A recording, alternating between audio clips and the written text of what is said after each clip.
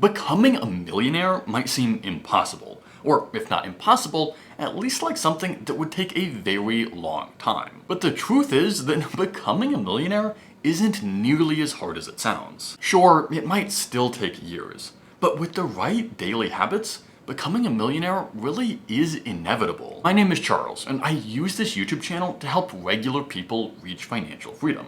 And using the 10 daily habits that I'm going to talk about in this video, I'm on track to become a millionaire at age 31. And before I jump into what these habits are, I want to show you why habits are so important. Let's say you have $10,000.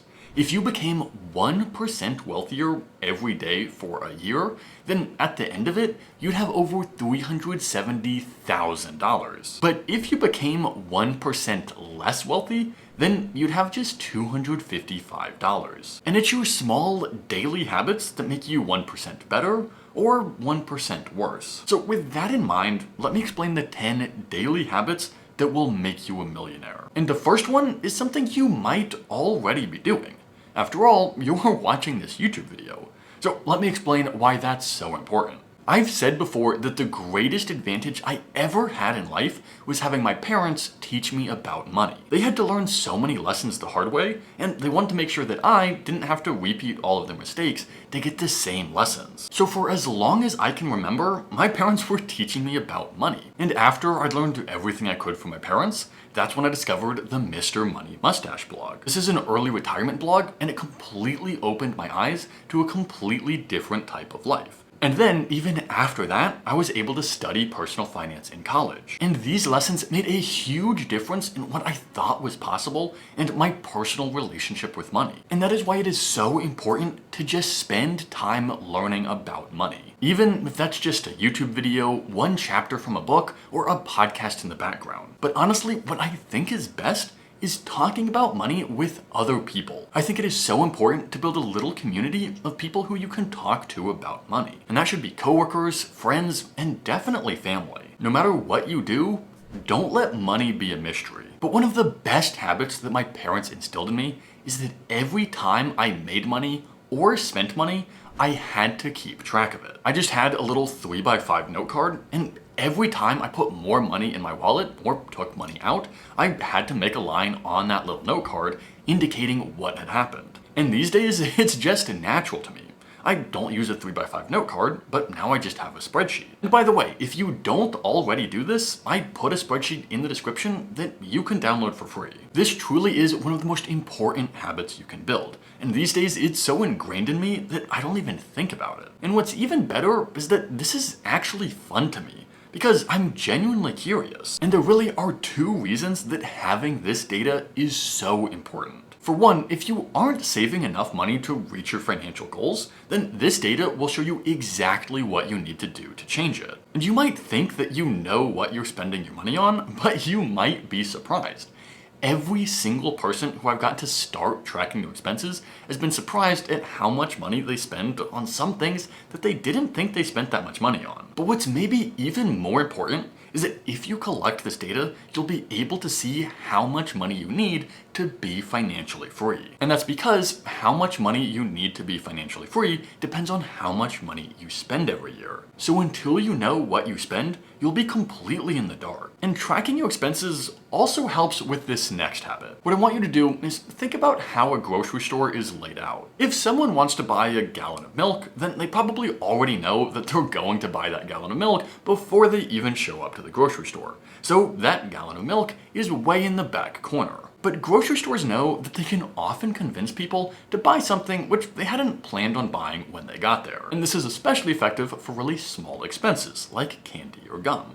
And that's why they put these small items right next to the checkout aisle. Since it's right at the checkout aisle, you don't have very much time to think about the purchase. And since it's such low cost, you might not worry about it. But this is how people spend money without even thinking about it. Tracking your expenses makes you take into account even these really small expenses that you might have overlooked. Either way, habit number 3 is to avoid impulse purchases. These make way more of a difference than most people realize. Because the issue is that most people spend money without thinking about it, but they only save money when they do think about it. But the best way to become a millionaire is to reverse this.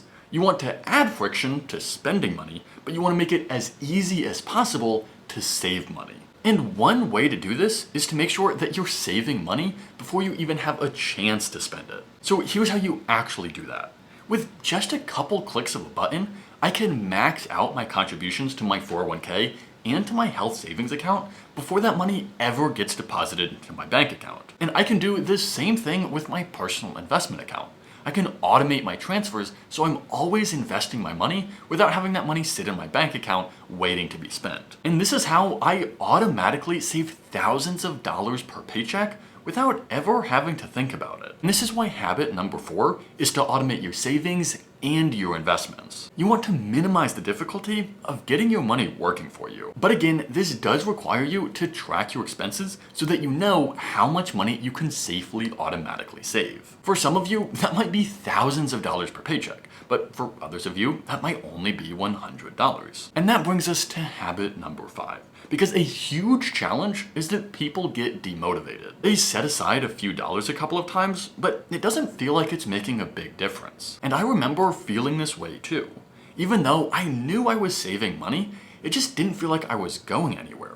It took over a year before it started to feel like I was saving a significant amount of money. But even though it might not feel like it, it is those small changes that add up to a big difference. $1,000 might feel like a drop in the bucket, but if you invest $1,000 every single month for 50 years, then you could have over $5 million.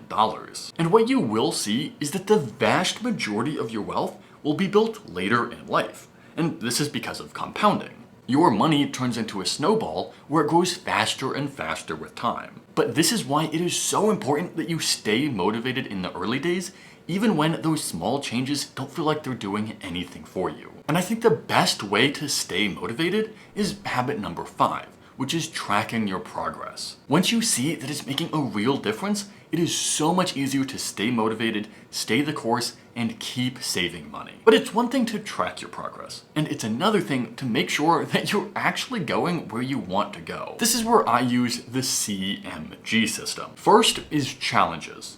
These are just small games that you play with yourself, like spending less than $10 per day on food or driving less than you did last month. And second is milestones. This is just net worth amounts or savings amounts that you would like to have at a specified date. And I usually use the end of the year or my birthday to keep track of these progress markers. The idea is that you want some indication of your progress.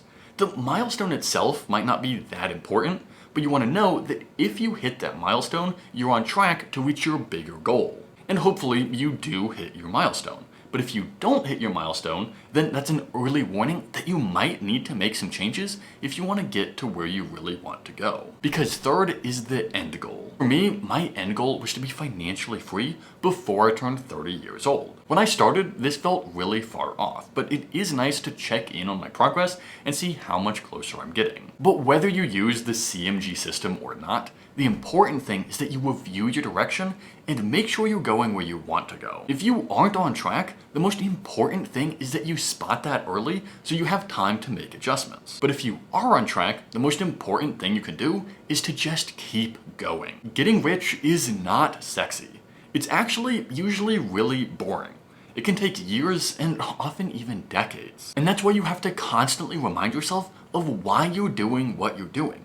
You have to remind yourself of why your goals are so important to you. And something I have found super valuable is public accountability. And honestly, it's a big reason that I have this YouTube channel. When you make your goals public, it will be so much easier to actually stick to them and to stick to the commitments that you have made. And I do this on an extreme scale by talking to thousands of people every video. But you don't have to do that. But if you have friends or family who are into this, talk to them about money and about your goals and about your progress. It is so much easier to do things when you're doing it with others. But no matter how you stay committed, the important lesson to understand is that you only fail when you quit. And that's why habit number 7 is to stay committed. And I just talked about accountability buddies, which ties really nicely into habit number 8. Because something to understand is that our expectations are really powerful. And here's what I mean by that. There's been a lot of research that has found we're extremely influenced by our peers, including around money. And I get to see this all of the time on my channel. There are some people who think my life is just normal, where there are other people who think I'm the most extremely frugal person that they've ever even heard of. And what you think of as normal will dictate your life. And this influences almost every decision we make, from how big or small of a house we buy to what car we drive, or whether we buy a car at all. And we're so influenced by what we think of as normal that we often don't even consider the alternatives. For example, I didn't even consider living car-free until I was reading a financial independence blog of other people who had done that exact thing. And I never even considered moving abroad to save money until I saw somebody else doing that. This is why it is so important to surround yourself with like-minded people. And I'm not just talking about in person. I'm also talking about online, because you really should be careful about what you consume, because what you normally see is what you're going to think of as normal. And something I've tried to get much better at is not only avoiding content about spending money, but also intentionally consuming content around saving and around making money. Most people, especially people my age, have a lot more free time than they think they do. But most people spend their free time as consumers. Binge watching TV or going to the mall are all really popular ways to spend time. And they're also very good ways to waste money. And this is why habit number 9 is to make your free time something productive. And you don't have to enter extreme productivity mode. You can still use this time to recharge. But even while you're recharging, you can still do something of value. And you can do something that doesn't waste money. So as an example, in my free time, I watch a lot of YouTube videos about how to make even better YouTube videos. Now this YouTube channel is just a hobby of mine. It makes very little money until more people smash the like and subscribe button, but the important thing is it doesn't cost me that much money. So by making YouTube videos my spare time activity, I save a ton of money because I'm not watching TV and spending for every subscription service under the sun. And plus, I'm picking up new skills and hopefully helping other people reach their financial goals. And the last habit that I think is really important is to be careful about who your role models are. Before you take someone's advice, you should honestly ask yourself, do I want to be more like this person? And this doesn't have to be super negative. There are lots of great people who are still doing something with their lives that I don't want to do with my life. So for example, when I really thought about it, I don't want to do my boss's job. And I don't want to spend my 30s, my 40s, my 50s, and my 60s in a job that I'm not super passionate about. So career advice from somebody who did follow that traditional path maybe isn't what's best for me. And that's why habit number 10 is to learn from people who you want to emulate. But look, I've just talked about 10 daily habits that can make you a millionaire.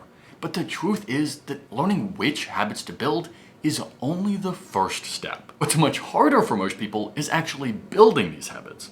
For most people, this takes more time, accountability, and structure. If this is something that you really struggle with, I think you'll get a lot of value out of this video right here, where I talk about how I trained my brain to save money.